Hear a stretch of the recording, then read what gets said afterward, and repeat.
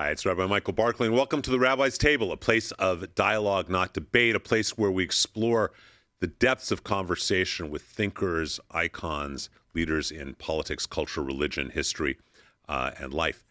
And we're extremely blessed today to have as a special guest Robert Spencer. For those of you who are unfamiliar with Robert, he's written, I think, 28 plus books, but maybe the best quote is from Steve Bannon, who said that Robert is one of the 2 or 3 top experts in the world on this great war against fundamentalist Islam. And Dennis Prager calls him one of the most important writers living today, which is big words coming from Dennis. So, Robert, thank you so much for being here, and welcome to the Rabbi's Table, and thank you for being here. Rabbi, good to see you. Thank you. It's good to see you, too. And you've got another book coming out soon, too, right? Yeah, actually, it's just out. Mohommad, a critical biography, out now. And that is an exploration of the early stories about Mohammed, showing that they're not really telling a coherent story as we have been led to believe all these years. And there are quite a few surprises in them. Well, let's start. Maybe that's a good place to start the conversation. So the reality is that people talk, just in general, people throw around the words Mohammed, Quran, Jihad, these terms that really, they don't even know who they are, what they are. I don't think most people know the difference between the Quran and Hadiths. So maybe we can do like a 3 to 5 minute brief primer lesson of just the history of Islam, since that's really what we're talking about. Most people don't even realize what Islam or Muslim, what the words are. Maybe just starting with who was Muhammad, what is Islam, what is the Quran, and I think probably the Hadiths are probably pretty important in there too. Would you agree? Oh, absolutely. They're indispensable. Okay.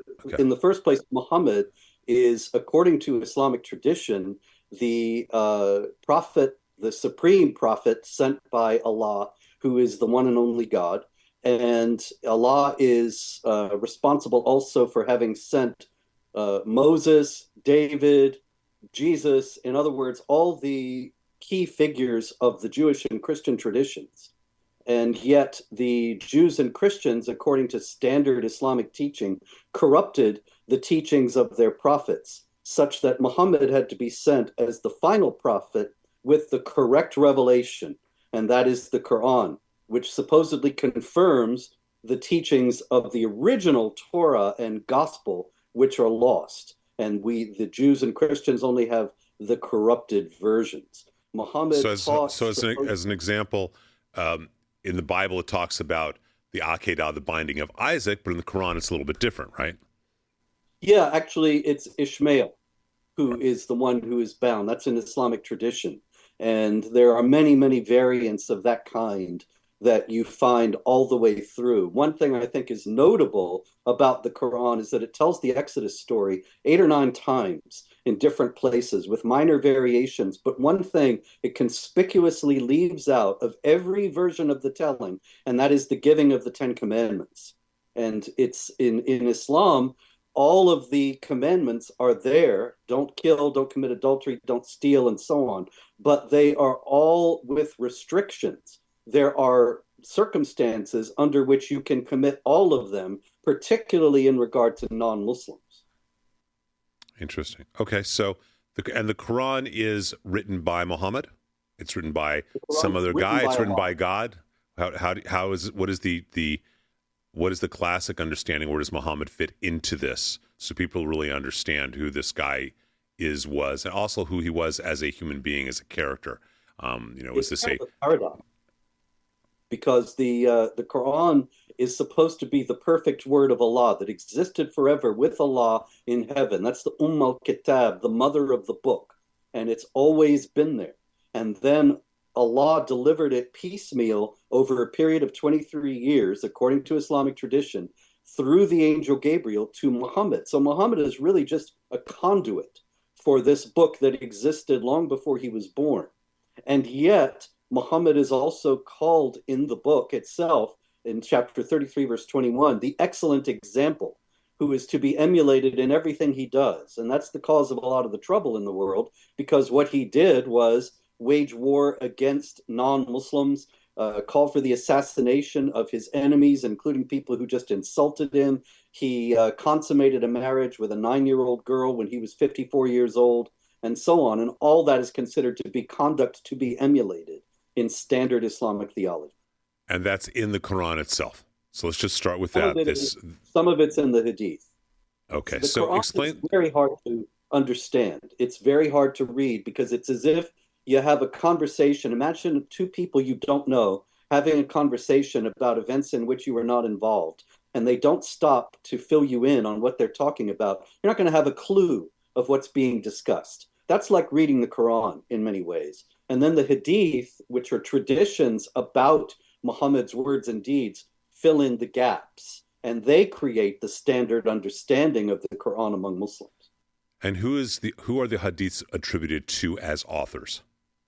They are supposed to have been the accounts of people who knew Muhammad, his immediate companions, but he's supposed to have died in 632. We don't have any records of his companions telling stories about him in the 7th century. The Hadith actually date from 200 years later, and they're supposed to have been perfectly remembered and then perfectly passed on from person to person until they get to where they were written down 200 years later. And those are the collections that we have today. And those that have the stories that have chains of the narrators from one person to another over those 2 centuries, and everybody in the chain is considered to be reliable, those are considered authentic by Islamic scholars and normative for Islamic law.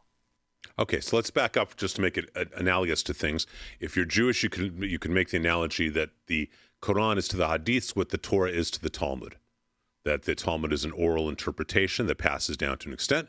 You could make the comparison, and tell me if I'm wrong on this. In Christianity, we know that the Christian scriptures are actually not written by Matthew, Mark, etc. They're written 75 to 200 years later after Jesus' death. So would it be analogous to that as well? Well, I think most Christian scholars would say they're a little earlier than that. But you would find few who would say they're actually written by Matthew, Mark, Luke, and John.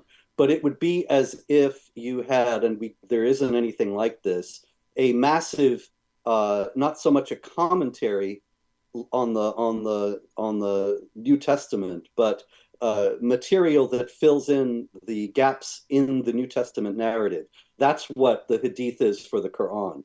There's really no analogy in Christianity, and I don't know that it's exactly like the Talmud in relation to the Torah, because as far as I understand it, the Talmud is made up to a tremendous degree of commentary on the Torah. Now, there is commentary on the Quran in the Hadiths, but there's also an immense amount of biographical material about Muhammad and his rulings on various disputed issues, often which are quite contradictory from one Hadith to another. And all of that makes up the Hadith. Well, in that way, in some ways, it is similar to the Talmud, only because the Talmud is oral law that has been passed down and then was codified by Rabbi Yehuda Hanassi, Judah the Prince. So let's go a little farther into this. So you got Muhammad. He gets this revelation from Allah. You have the Hadiths, which are attributed to people who lived in that time but passed down an oral tradition, verbatim, that are commentaries, are interpretations, understandings filling in the holes. How does Islam get from that to all the different sects of Islam, whether it's Sunni or Sufi, or how does that all happen? Well, that's a matter of historical development that goes on for the first few centuries after Muhammad. The big split is between the Sunnis and the Shia. The Sunnis are about 85% of the Muslims worldwide, and the Shiites make up most of what is the remaining 15%. That's the dominant 2 sects. There are others, but they don't have nearly the size of the Sunnis and the Shia. And the Shia are only about 15%, but they are the Islamic Republic of Iran and a majority in Iraq and a few other places. So they are a considerable force, even though they're a tiny minority compared to the Sunnis. Now, that comes from a dispute over who was going to lead the Muslims after Muhammad died. According to Islamic tradition, the Sunnis will tell you he died without leaving a successor, and his followers chose the best man in the community to be his successor or caliph, the Khalifa. The Shiites insist that he actually chose one of his followers, Ali ibn Abi Talib, to be his successor. and that the only legitimate succession from Muhammad is in the household of Ali. And so that is the big difference between the two. They don't really have doctrinal differences. There are a lot of differences in practice.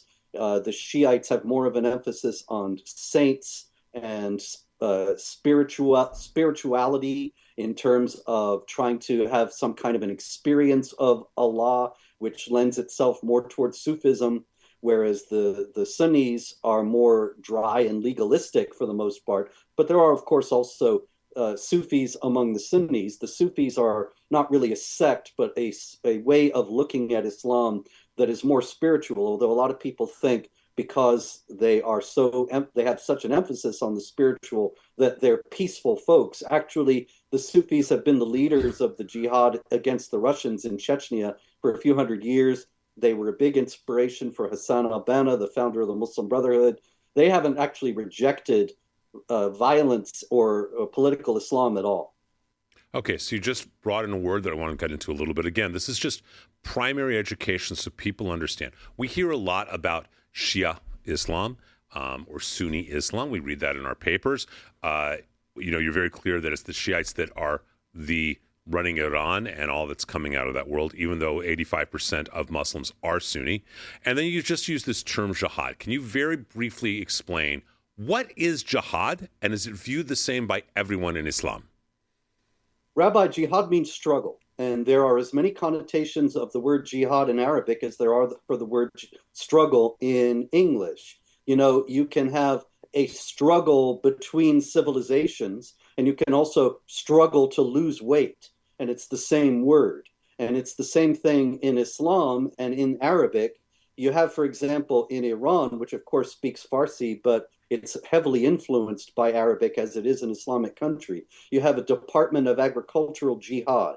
That's part of the government. And that has nothing to do with blowing things up on farms. It has to do with trying to struggle to increase crop yields on the farms. But the primary meaning of the word jihad in Islamic theology, both Sunni and Shia, is warfare against unbelievers in order to extend the hegemony of Islamic law over them, subjugate them as inferiors, so that they will ultimately see the error of their ways and convert to Islam, or if they won't do that, then they will at least support the Islamic community by means of the taxes that they have to pay that the Muslims do not. All right, back up for a sec. So you're saying that jihad, which means struggle, is actually a major part in terms of a premise and foundation piece of Islamic theology for Sharia law, and Sharia law, in one sentence, is law according to their interpretation of the Hadith and Quran. Would that be fair? Yeah, but it's considered to be the law of Allah. It's the perfect law of the supreme being. So it's not really a human creation as far as Muslims are concerned. And it's very important to note when we talk about jihad that there is a very famous hadith in which Muhammad is depicted as being asked, what is the great deed that is greater than jihad? And he says, I cannot think of such a deed. So to wage jihad, and once again, its primary understanding in Islamic theology involves warfare against unbelievers. That's the highest thing that a Muslim can do, according to traditional Islamic theology. All right, so you say that jihad is the highest thing a traditional Muslim can do, that it is a struggle against unbelievers, a war against unbelievers. A war of spirituality, or a war of, if they don't accept our spirituality, does jihad literally mean we kill them if they don't accept our perfect law of Sharia law? Well, there's kill and there's also subjugate. That I mentioned before, that they pay the tax, and that is from the Quran, chapter 9, verse 29, which calls upon Muslims to fight the people of the book, which is the Quran's term primarily for Jews and Christians, until they pay the jizya, which is the tax, with willing submission and feel themselves subdued. If the Jews and Christians and other people of the book submit to the rule of the Muslims, then they can live as Jews and Christians, but they are not equal citizens. They have to accept institutionalized forms of discrimination and harassment. So you have convert or be subjugated or be killed. Those are the three options. All right. So That's the only options there are. There's no other choice in Islam. So, look, we have, I was professor for years of theology at Loyola, and I actually have a friend who wrote an amazing book called Oil and Water, and about Christian and Islam relations. But what you're saying, if I'm understanding you correctly, is at the end of the day, there is no such thing as a partnership between any other faith and Islam. Am I understanding you right on that? Yeah, you're absolutely right. Chapter 8, verse 39 of the Quran says, fight them until persecution is no more and religion is all for Allah. So you see, if it was just a defensive warfare, it would be until persecution is no more, full stop. But if you're going to fight the unbelievers until religion is all for Allah, that means you're going to ultimately end up fighting people who are minding their own business and not bothering you in any way, but their religion is not for Allah. And so you have this divine command to wage war against them. It's an open-ended declaration of war against all non-Muslims. So if there's an open-ended declaration of war against all non-Muslims, as you just expressed, then by definition, is Islam a religion or a political movement or both that are intertwined in such a way that they cannot be separated? What is the actual definition of Islam? Islam means submission. And it means, in the first place, that human beings should submit to Allah. But there are other submissions as well. Women must submit to men. Non-Muslims must submit to Muslims. And there's submission all down the line in the perfect Islamic society. And so the idea that Islam cannot be political flies in the face of how Islam has been practiced throughout history, and even the example of Mohammed himself. Now, in Islamic tradition, Muhammad was a prophet, a preacher only, for 12 years in Mecca. And then he moved to Medina and became, for the first time, the head of a government and the head of a military. Now, if you look at the Islamic calendar, it's the year 14 something. I always forget what year it is. And the Islamic calendar does not date from when Muhammad became a prophet or when he was born or when he died. The year one of the Islamic calendar is when Muhammad became a political leader, when he moved to Medina. And so that is, I think that's a neat encapsulation of the fact that political overlordship, political hegemony is intrinsic to Islam. It's not really Islam if you're just preaching religious ideas, as Muhammad was doing for the first 12 years. And so Islam is a religion because it purports to relate human beings to the divine, but it is also a political system, and one that is supremacist, aggressive, expansionist, and violent. Wow. So there really is no place based upon that for interfaith relations with Islam as partners, because what you're expressing is that Islam is also a political movement that's looking for worldwide domination of a caliphate. Yeah. Pretty accurate? And right. Obviously there is a lot of dialogue right now going on between non-Muslim entities and Islamic leaders. And Pope Francis has this years-long relationship with Ahmed al-Tayyib, the Grand Sheikh of Al-Azhar in Egypt. And there are many other initiatives involving Muslim-Jewish dialogue, Muslim-Christian dialogue, and so on. And yet it's important also to bear in mind that Muslims often speak about those initiatives as exercises in building bridges. And for example, the Al-Walid bin Talal Center for Muslim-Christian Understanding at Georgetown University even has a project called the Bridge Initiative that's supposedly about dialogue between Islam and other religions. But Sayyid Qutb, the founder, not the founder, but the leading theorist of the Muslim Brotherhood in the 20th century, he wrote about this at some length, and he emphasized that, yes, we need to build bridges with unbelievers.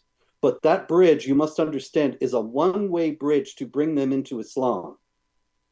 And so he was explicitly ruling out the idea that Muslims should engage in an actual dialogue as equals with non-Muslims so as to come to some mutual understanding. It's just a means of dawah, of proselytizing. So taking that a little bit farther than the Muslim Brotherhood, in the Covenant of 1988, the Charter of Hamas, it actually calls for the obliteration of all Jews, and that the day of judgment will only come when every Jew is killed. Those few that are left are hiding behind rocks and trees, and the trees call out, "O Muslim, O Abdullah, there's a Jew hiding behind me, come and kill him." That's right. And I think that's one of the... That comes from Mohommad. That's a hadith. So that's standard Islam. Which means you cannot have a partnership of peace, because at the end of the day, the goal of Islam, from what you are saying, is either to kill or subjugate the non-Muslim. That's right. Okay. So can you talk for a moment, and you understand that for most people, most Western-minded people, Western culture people, they do not believe in evil. Number one, and number two, they believe that you can always make peace. Golda Meir said differently. A lot of people have said differently that sometimes that a peace cannot be made, sadly, with someone who wants to kill you. But can you, for a moment, talk about the interplay of a concept, an Islamic concept of waqf, W-A-Q-F, and what that is and how that manifests in the relationship and relations between Islam and other cultures, other religions, other theologies, and governments, because it's also a political organization. Yes. Well, a waqf in the first place is a charitable endowment. A person gives a certain piece of land. He donates it with the understanding, donates it to the global ummah or to various Islamic entities, such that it is dedicated to the charitable works, the care and feeding of the poor and needy. Whatever revenue may result from whatever is on this parcel of land is given to the poor, and so on. That's the basic idea of it. But remember, we have to understand this against the backdrop of what we've just been discussing. That passage that I quoted to you, chapter 8, verse 39, fight them until persecution is no more and religion is all for Allah. Now, one of the ways in which this has been advancing in the modern world is for Muslims to claim disputed pieces of territory, such as the Temple Mount, and such as various cherished Hindu sites in India and others elsewhere, and set them aside as a waqf, saying this is sacred Islamic land that is dedicated to charity for the Muslims, and thus the non-Muslims have no part in it and have no right to it. And actually, Hamas has declared all of Palestine to be a waqf. And that has, of course, great significance for the war against Israel. So with this holy right of waqf, the person who gives waqf, so Mr. Abdullah gives charity to the poor, or let's say Mr. Abdullah donates $1 million to create a mosque, and it's dedicated to Allah. And for that charity, Mr. Abdullah has an elevated place in the Islamic concept of heaven. Does he have an elevated place as a result of that? Oh, yeah, absolutely. The Quran promises people reward for their good deeds. And it's actually a very simple arrangement. Your good deeds outweigh your bad deeds, you go to paradise. And if your bad deeds outweigh your good deeds, you go to hell. This is in the Quran, chapter 21, verse 47. So he gives this waqf, and this is helping to secure his place in paradise. And if that money he gave to create a mosque, which is a waqf, his donation, right?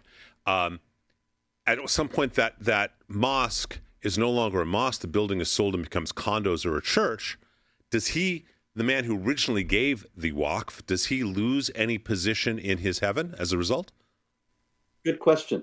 That one I don't know the answer to, but I know that the Muslim have an obligation to get it back. That the land that is the waqf, Islam owns forever. And that's encapsulated in a very simple phrase in the Quran that has extraordinary significance. And that is chapter 2, verse 191. Drive them out from where they drove you out. Which is based on, if you think about it, the assumption that any land that was once the Muslims is the Muslims forever. It belongs to them forever. So if you have this theoretical waqf, this mosque, and then it becomes a non-Muslim entity, then the Muslims must destroy the non-Muslim entity and restore it as a waqf. So let's say that again, because Robert, I think this is a piece that the vast majority of Westerners do not understand. And my understanding, by the way, is that actually they do lose a percentage, a place of their reward, and that's so as a result they have to, for their ancestors' sake, they also have to reclaim it. But let's really be clear about this. A waqf is the idea of a holy donation. It is given in the name of Allah. It is given in whatever way. And that can even be not only a physical donation, but it can be a declaration for Allah, correct? Yes. A dedication. Right. Okay, so someone goes and dedicates something to Allah, to Islam. And in their mind, if they've done that, it is always theirs. And what you're saying is based on this right of waqf, they have a religious obligation to conquer it and bring it back, drive them out and bring it back, whether it is Israel, the Holy Mount, or anything else. Is that accurate? It's actually 100%. All right, so let's take it a step farther for a moment. If you go and, let's just say a rabbi or a minister brings an ummah into their building for an interfaith service, and that ummah sits there and dedicates his prayers and his land to Allah, does that mean that that building in their mind is actually Muslim and they have the right to go conquer it because they should be driven out of that building? Yes, that's right. It's based on a hadith regarding the Caliph Umar when the Muslims conquered Jerusalem. And this is a completely fabricated story, but it is taken as for granted as true among probably most Muslims. And it goes like this. Sophronius, the Patriarch of Jerusalem, the Christian leader of Jerusalem, was leading Umar around the city after the Muslims conquered the city. And they get to the Church of the Holy Sepulchre, which is the site of the tomb of Christ and the resurrection. And the Patriarch says to Umar, go in and say a prayer. And Umar magnanimously says, no, if I do that, my followers will claim this for a mosque, but I want to leave it for you Christians. And so that establishes the basic belief that if a Muslim goes into a non-Muslim building, or particularly a house of worship, and if he prays Islamic prayers there, then that becomes a mosque. When the Muslims conquered Constantinople on May 29th, 1453, Mehmet the Conqueror, the Sultan of the Ottoman Empire, sent a muezzin, a caller to prayer, into the Hagia Sophia, the great cathedral in Constantinople. And he told him to declare there is no God but Allah and Mohommad is his prophet from the pulpit. And from that moment, Hagia Sophia was a mosque. All right, so I'm gonna give a personal example because I really irritated me. A number of years ago, there was a local interfaith group, interfaith dialogue, etc., and there was an interfaith service that was going to be held that particular year at a very large synagogue. And the rabbi, this was right after the Paris bombings, and the rabbi was calling on Ummah to do a Allah prayer, and I said, "What are you doing? By doing that, you are dedicating your temple to Islam. They have every right to come and make this a mosque, according to my understanding." And he said, well, you're wrong, and not only are you wrong, but no one knows what the Arabic means anyhow, which I thought was one of the stupidest comments I've ever heard, but not, that stupidity comes out of all people, including rabbis.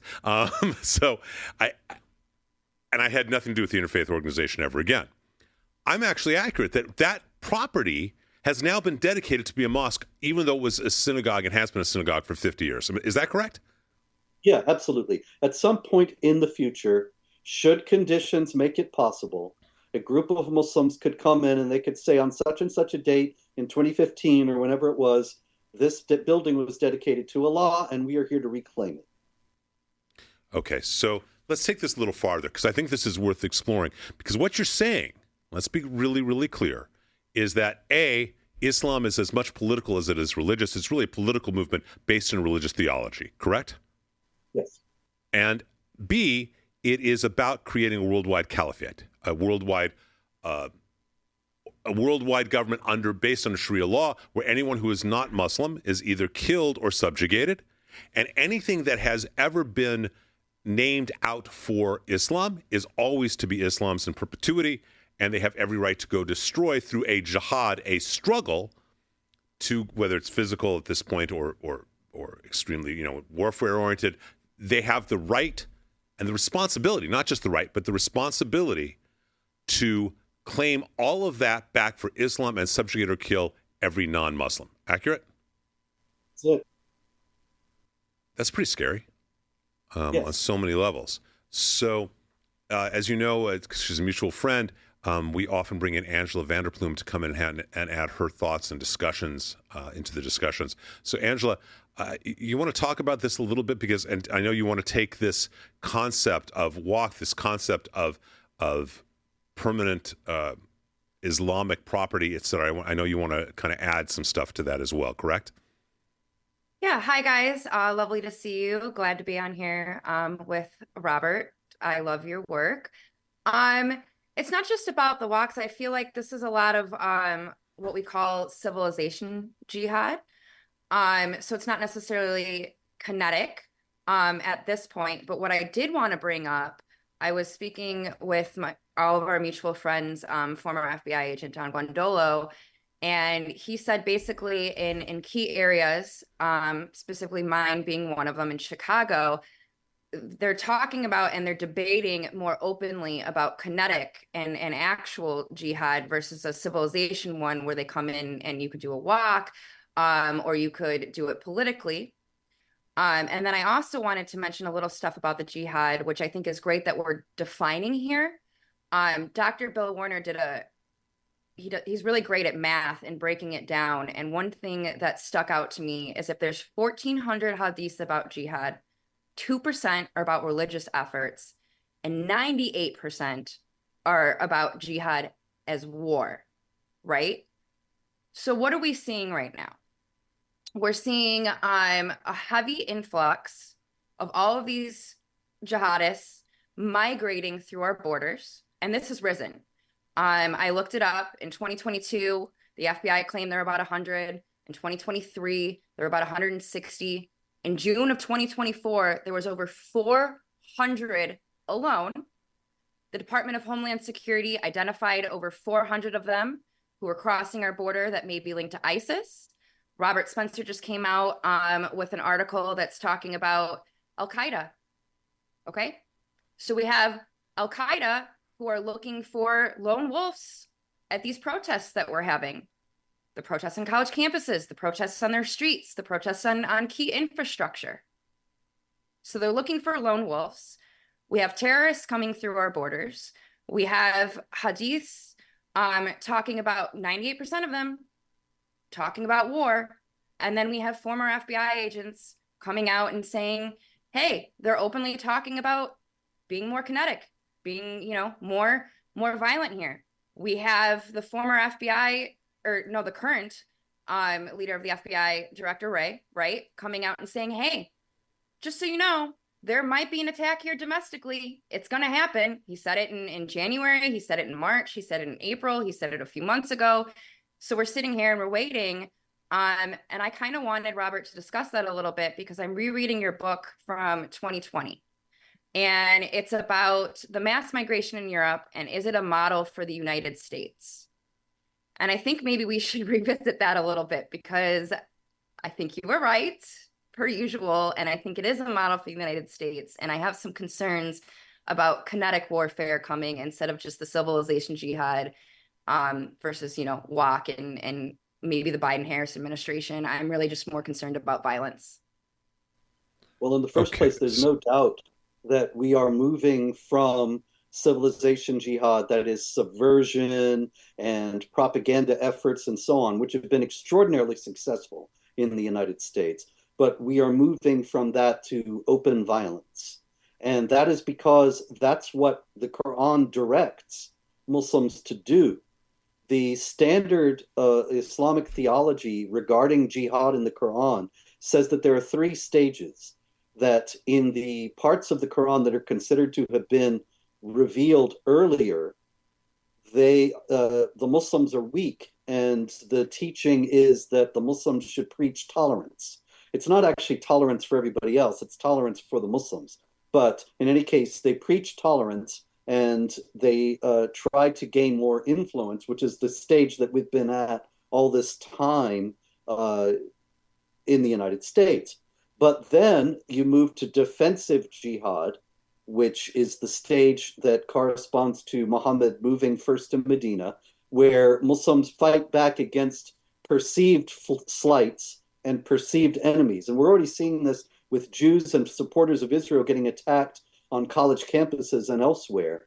And they're identified. So, Robert, I'm going to stop you there for a second. You just made a reference to the college campuses and what's going on in warfare. Let's go back to a concept for a minute. What you're saying, if I'm understanding you, is that the college campus, when they go onto the rally against Israel, and there are people in front of Royce Hall at UCLA, and there is this encampment that is a pro-Hamas encampment, and they do a prayer for Allah, that is now given permission for all eternity, and not only permission, but requirement for all eternity for Muslims to come and take over UCLA. Is that accurate? Yeah, absolutely, 100%. So where does it stop? Well, it doesn't stop until the whole world is for Allah, until religion is all for Allah. And so it will be warfare. As long as there are believers in Muhammad and the Quran, there will be people who are waging war against non-Muslims simply because they're non-Muslim. Robert, we have two. After the defensive, which of course all the actions against Israel are considered defensive because Israel is falsely portrayed as the aggressor. But then comes offensive jihad, where you're just fighting people who are minding their own business and not being Muslim. And so all of that is coming to the United States as Muslims grow in power and influence in numbers. So look, there's 2 billion Muslims. I think that's roughly the number right now. So there's 2 billion Muslims in the world. And you're saying that they are all committed theologically, which is based on a political standard as well, to conquering the world, to create an Islamic caliphate, and will do it both subversively by going onto a riot at UCLA and dedicating the land to Allah, and they now have permission, or by doing it through propaganda and lies, saying that Israel is the aggressor, which we know it isn't. But either way, they don't care because their hadiths teach that you can do whatever you need to do in order to achieve this goal. That's right. There's 2 billion of them. What are we supposed to do to create peace? They are all committed theologically to doing that, but it's just like, actually, it's more true in Islam than it is in Judaism and Christianity, but there are always lots of people in every religious tradition who don't take it all that seriously and don't act upon it. Now, that's even a larger number in Islam because of the death penalty for apostasy. And so there are many, many Muslims who couldn't care less about it and actually are not Muslims in any actual way. And so they're not likely to take up arms against Jews and Christians. But still, there are multitudes who will happily do so. But you're saying that effectively, if I'm understanding you, you're effectively saying that a Muslim either has to be in their life committed to effectively conquering the world and making it Sharia law, as we discussed, the pure law, or they have to actually reject an underlying foundational piece of their theology. That those are the only two choices for every Muslim? Yeah, that's right. So, in other words, the only good Muslim is a bad Muslim. But the only bad Muslim is a Muslim. This is just horrible circular logic. There's really no solution. Then what you're saying is that you have 2 billion people who are committed to either conquering the world or rejecting their theology and being punished for rejecting their theology by those who want to conquer the world. Is that? Well, yeah, but it's just like in the world. In the world is more complex than that. You have all kinds of people who are Jews and Christians who don't take the religion seriously. They don't practice it, and nobody bothers them. And there are also many Muslims in that situation, although it's a bit more problematic because of the death penalty for apostasy. But there are areas in the world, although they are shrinking now as the Muslim community grows in the West, where Muslims who are apostate or who are nominal Muslims they can live without bothering anybody and nobody's bothering them. But that doesn't take away the theological imperative. It does still exist. There is no solution to that, barring a mass apostasy among Muslims. Other than that, it's not a problem that can be solved. It can only be managed.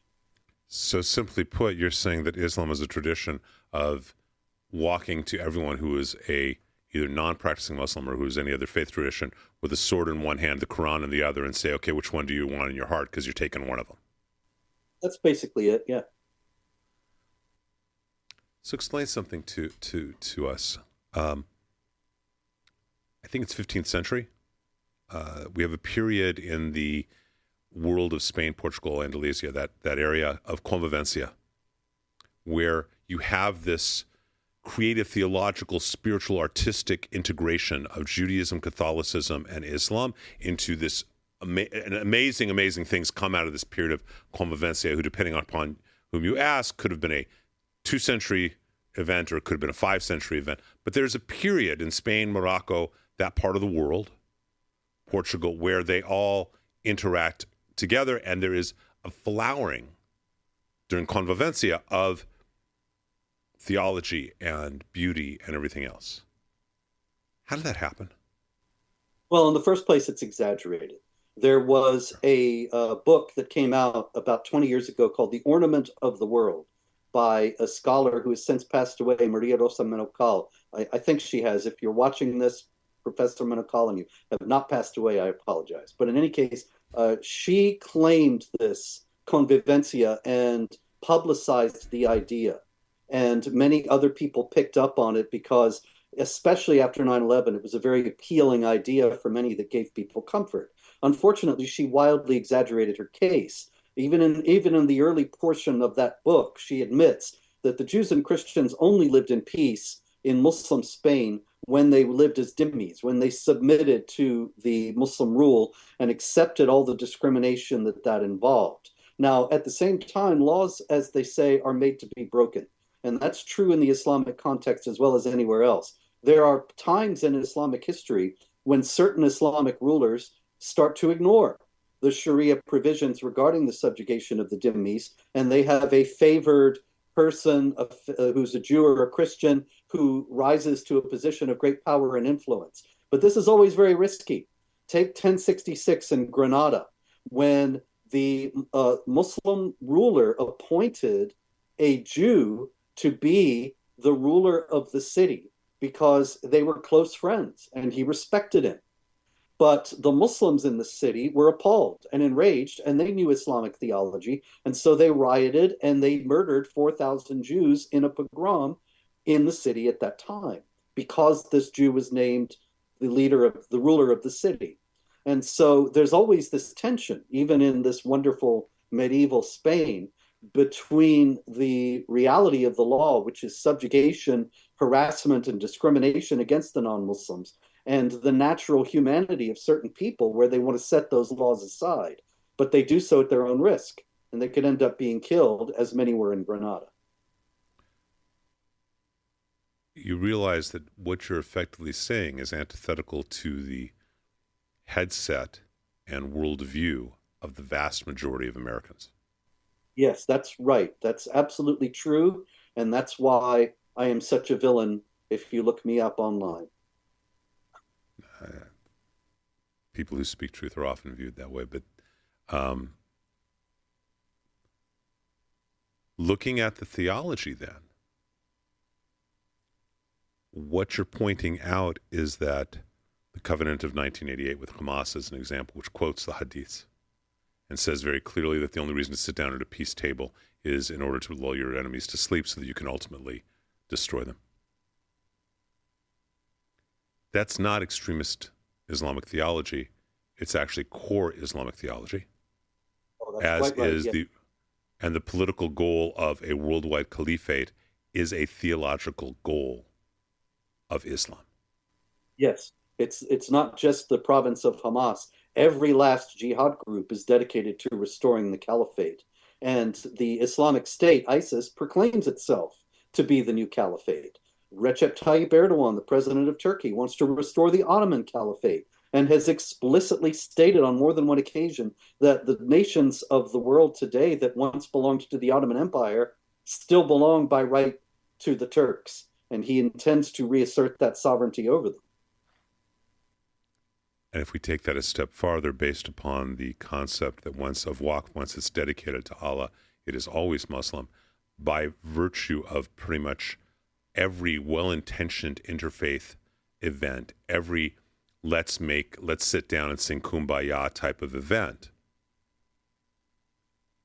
by virtue of inviting that into the temple, into the church, it has also created an opening theologically and justified theologically for Islam to come in and sweep across in a jihad way, in a struggling way, because it has been dedicated to Muslims.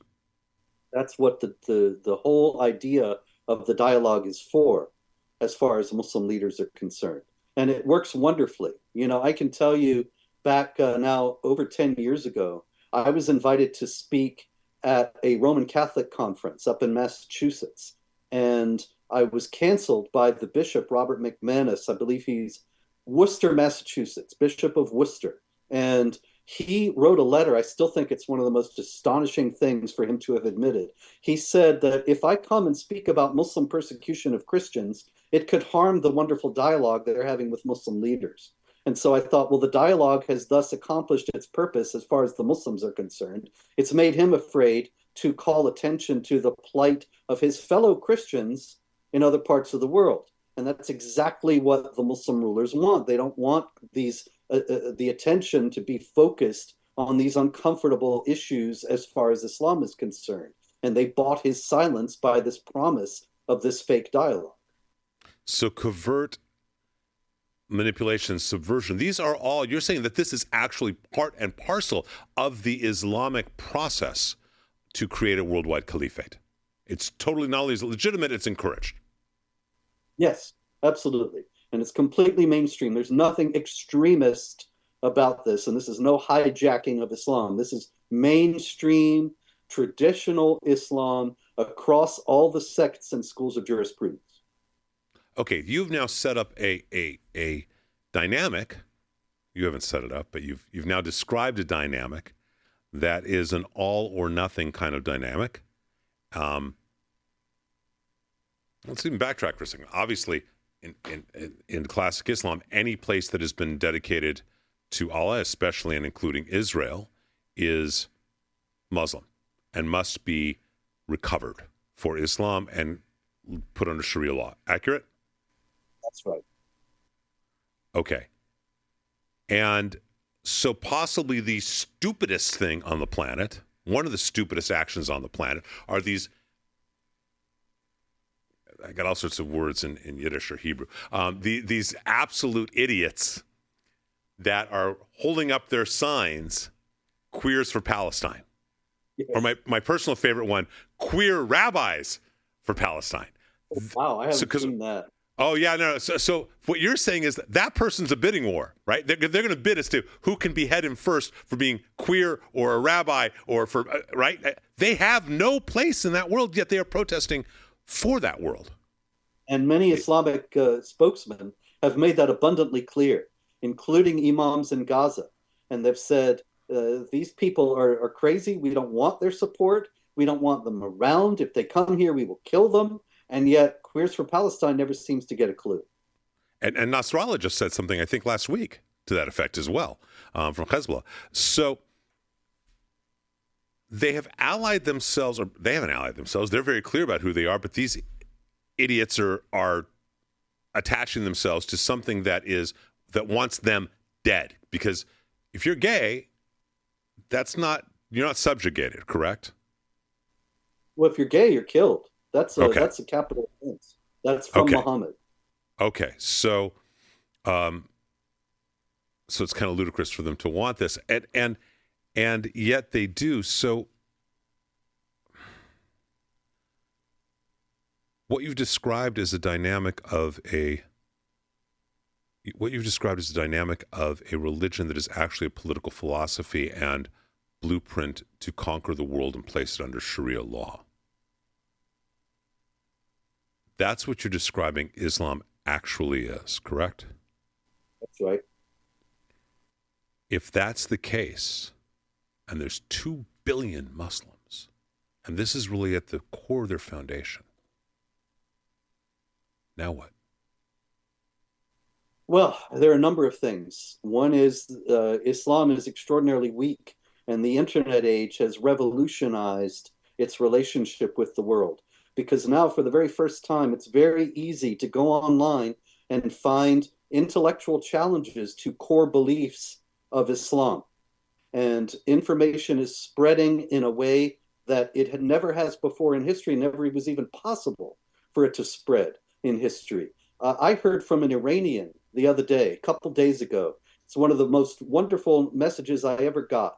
And he said when he was a young man in Iran, he lives elsewhere now, and he's left Islam. But he said when he was a young man in Iran, he came across a bad bootlegged copy, a poorly scanned copy of my book, The Truth About Mohommad, which is an earlier biography of Mohammed that I wrote that's more or less a straight retelling of the standard narrative.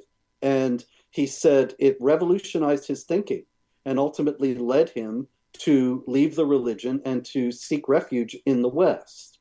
And this kind of thing is happening to the degree that Muslim clerics have spoken about a crisis of apostasy in the Islamic world, with tens of thousands of people leaving the religion in a steady stream. Now, many of these people never declare themselves because of the death penalty for apostasy, but they're not on board anymore. Okay, so if I'm understanding you, there is no negotiating, which is what Golda Meir said. You know, Golda Meir famously said that if we put down our weapons, if they put down their weapons, we'd have peace. If we put down our weapons, God forbid, there'd be no more Israel. You can't negotiate with someone who wants you dead. And that is what's been going on in the Middle East. So based upon an accurate and honest understanding of what Islam really is, that Iran and her proxies are Islamic, theologically Islamic political organizations, which means they have the desire and requirement to destroy and to make everything under Sharia law. There is no possibility for Israel to do anything, what you're saying. There's no possibility for Israel to ever have peace with. There's no such thing as a two-state solution. It can't work. And so as a result, there's really... I'm sorry, go ahead, I couldn't hear you. It would just be a new jihad base like Gaza was after they withdrew in 2005. And people were saying now there will be peace because the Gazans will go about their business. Well, there was no occupation and there was no peace either. They just used it as a jihad base. And so would a Palestinian state be a new jihad base. There will never be a two-state solution where the Palestinians agree to live side by side in peace with the Israelis. They will just use it to destroy what is left of Israel. And the only thing the Israelis can do is to stand strong. And the jihadis respect strength. If the Israelis had been strong and their allies had been strong, none of this would be happening. Right. And look, I don't even use the term Palestinian because I think it's a made-up term. I mean, it's not even I think it is a made-up term. There is no such thing as a Palestinian. I'll use Gazan, right. But there's no such. You and I both know that, and we both have talked about that individually. So, based on an accurate understanding of Islamic theology, a two-state solution is an impossibility because the Islamic desire to destroy, conquer, and kill, either kill or subjugate all into Islam. True? That's right. Drive them out from where they drove out is an absolute statement. It's not going to be negotiated away. Okay, so that's off the table, you're saying. But if you really understand Islamic theology, which is a political movement, as you're understanding, then two-state solution is off the table. Any interfaith dialogue that invites an Islamic prayer into a building is off the table, right? That destroy, because that's a doorway in to say, okay, we now have the right to make it Islamic again. There's 2 billion Muslims. A certain amount are becoming more secularized, for lack of a better term, even though it may not be accurate, but they're stepping away from some of the core theology of Islam.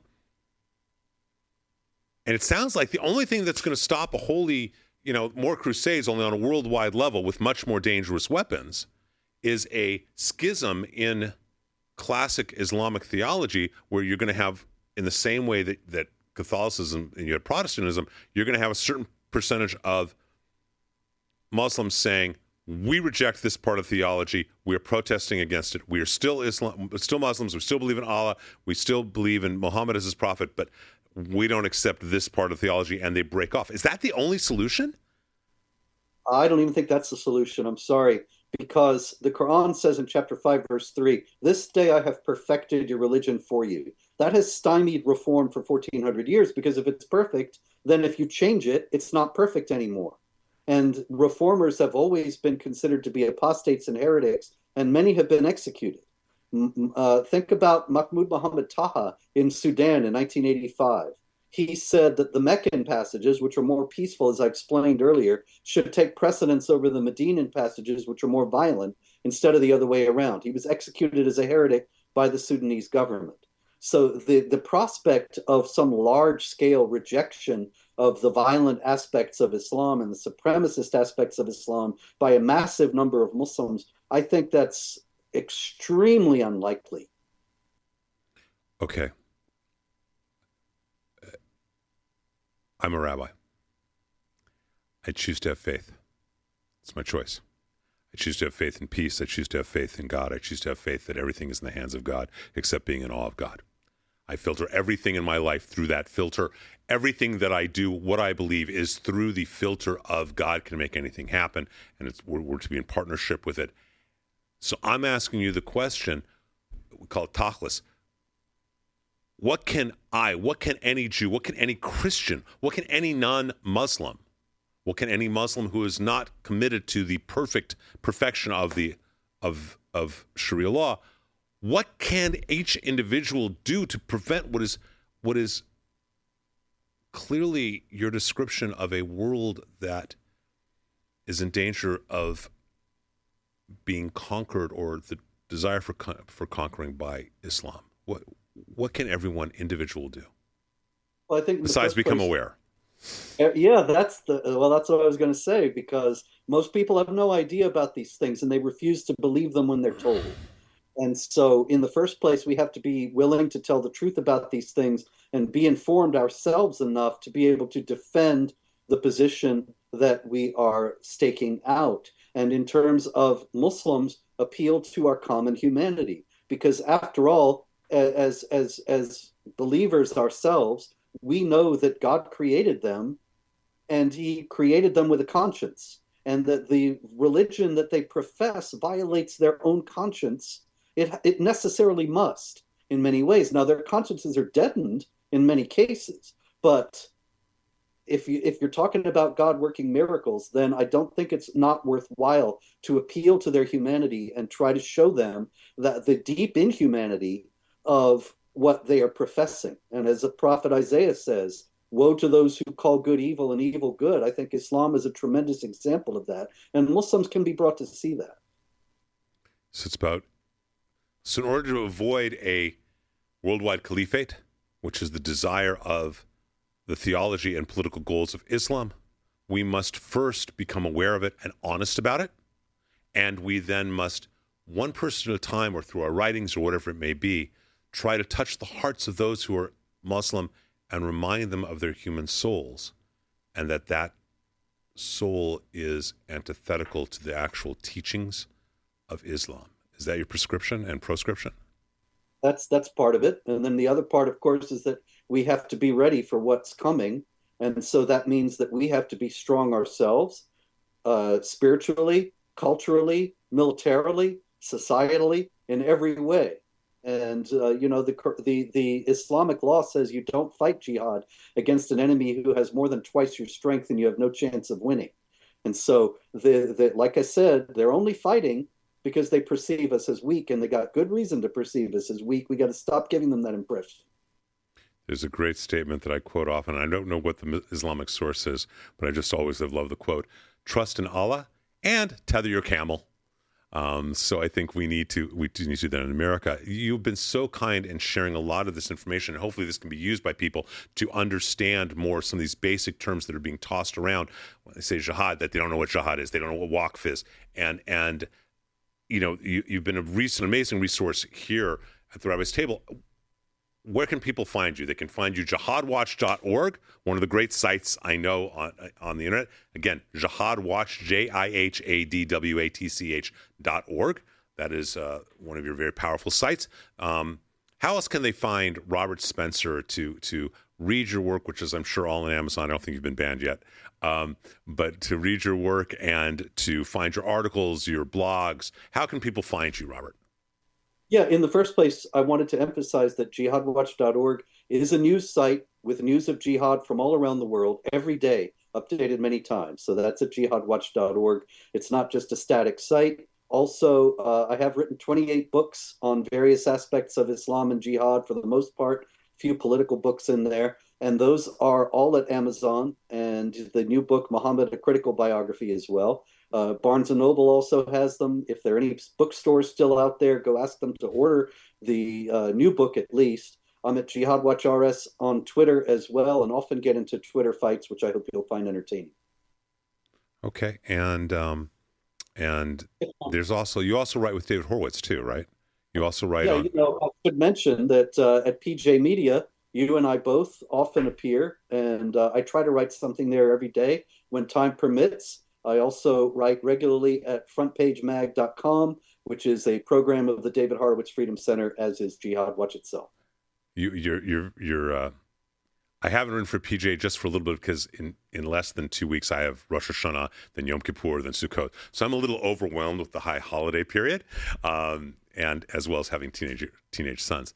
But yes, we both write for PJ and other places, and the idea of the Rabbi's Table is a Yiddish concept, Rabbi Tish, that we sit around and we talk, and where it goes, it goes. And I want to thank you for doing that and for being here. There is a statement, and you can find the Rabbi's Table both on X, on Rumble, they're doing audio podcasts of it on Spotify, iHeart, Apple, etc. We have a saying in Hebrew, and I actually believe this is the blessing that I think for all of the people who are guests here and who interact in our lives. We used to say a lot, but shalom, but there's another blessing that we always say. It's chazak Baruch. It means may you be strong and may you be blessed. And Robert, thank you so much for being here at the Rabbi's Table. Chazak Baruch for you, your family, your community, and for the world. So thank you for joining us here at the Rabbi's Table. I really, really appreciate it. And hopefully we'll see you soon.